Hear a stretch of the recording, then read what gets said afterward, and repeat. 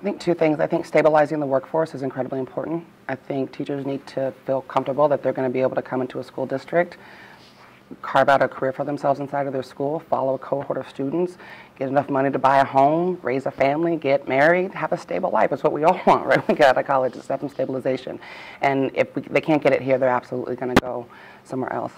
I also think that nationally, the public debate around teachers has been really rough, right? I mean, I think what you hear is our schools are failing and teachers suck. And I think that leaves teachers feeling pretty battered and beaten up. And so locally, how do we reframe that debate so we don't lose the accountability issue, right? You do have a responsibility to teach our kids, but what things can we put into practice that support you, that we have an evaluation system where you know what you're doing right, but also what you're doing, what you're struggling with, and then what supports are we going to put in there for you to get better? How do we communicate better to you that you are the most important thing in this child's life, and we want to do everything so that you succeed, so that they succeed? Just to follow up on that, Sheilagh, what does that look like? You know, like as a board member, what specifically? I mean, do you start to do to communicate that to teachers in Oakland? I think listening campaigns, and I think I put this in my questionnaire, and building personal relationships. I would like to build as many personal relationships as possible with the teachers. I'm not a teacher. I've never been a teacher. Let me be really, really clear. And so in order for me to effectively come back to the board and make recommendations about what the teachers in my district need to do their job successfully, I need to be engaged with them on a fairly regular basis. Follow-up question on the point about stabilization. One of the critiques of mutual, this kind of goes back to a couple of different questions, but one of the critiques of mutual matching from the union perspective was that by displacing seniority as the primary way of placing teachers, that this would actually destabilize the school community. Like, and the argument being that, you know, now folks won't be guaranteed, you know, a spot should a school close or anything like that. Like, how does that, you know, how would you address that concern? How would that fit into your plans around stabilizing the workforce?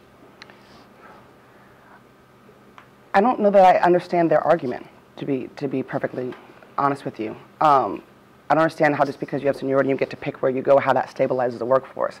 You get to pick where you go, and then you decide that you don't want to be there anymore, and then so you get to pick to go somewhere else. So maybe I'm not understanding it fully, but I don't.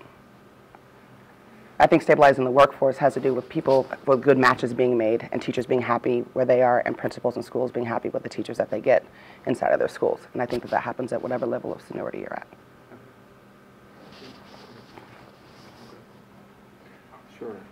Related to this, what would you see as a school board member? What kinds of things, you know, specifically would you want to invest in or champion in terms of initiatives? Like, what can at the district level to support the professional growth of our teachers at school sites? I think primarily the revamping of the teacher. I think first, let me start here. As long as I've been in Oakland and even longer, there's been this conversation about an effective teacher and sort of what that means.